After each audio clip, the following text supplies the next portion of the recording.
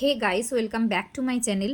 আজকে নিয়ে এসেছি একটি ছোট্ট ভিডিও নিয়ে। সেটি হচ্ছে শ্রাবণ মাসের 16 সোমবারের ব্রত কথা। তবে শোনো, মহাদেব মৃত্যুলোকে ঘুরতে ঘুরতে অমরাবতীতে এসে পৌঁছলেন। সেখানে মৃত্যুপুরী রাজা মহাদেবের জন্য বিশাল এক সুন্দর মন্দির বানিয়ে রেখেছেন। মহাদেব মুগ্ধ হয়ে কিছুকালের জন্য পার্বতীকে নিয়ে সেখানেই থাকতে লাগলেন। একদিন পার্বতী মহাদেবের কাছে পাশা খেলার ইচ্ছা প্রকাশ করলেন, আর মহাদেবও তাতে রাজি হয়ে গেলেন। ঠিক সেই সময় সেই মন্দিরের পুরোহিত উপস্থিত হলেন। তাকে পার্বতী জিজ্ঞাসা করলেন, বলুন তো কে জিতবে এই পাশা খেলায়? কিন্তু পুরোহিত কিছু না ভেবেই বললেন, ভোলানাথই জিতবে। কিন্তু খেলা শেষ হলে দেখা যায় পার্বতী জিতেছে। তখন পার্বতী মহাদেবকে বললেন যে পুরোহিত মিথ্যা কথা বলেছেন। তাই পার্বতী পুরোহিতকে অভিশাপ দিয়ে বললেন পুরোহিতের কুষ্ঠরোগ হবে। পুরোহিত পার্বতীর অভিশাপে কুষ্ঠরোগীতে পরিণত হয়ে জীবনযাপন করতে লাগলেন।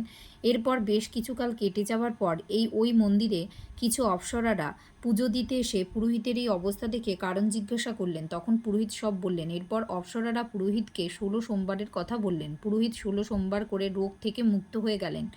এরপর পার্বতী পুরোহিতকে রোগমুক্ত দেখে কারণ জিজ্ঞাসা করলেন। পুরোহিত সব বললেন। তখন পার্বতীও 16 সোমবার করলেন, কারণ তার ছেলে কার্তিক তার প্রতি অবাধ্য বলে।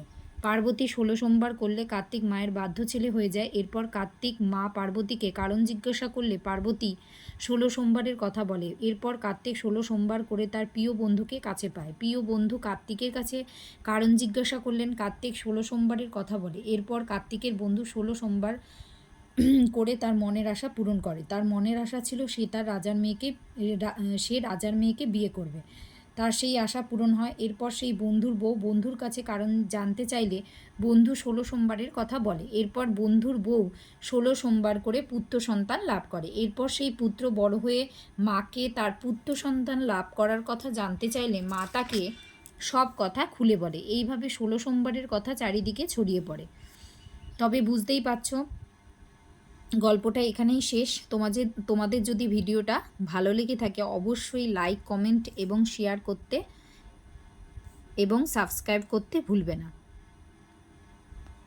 আর 16 সোমবার করলে সকলেরই মনের আশা পূর্ণ হবে।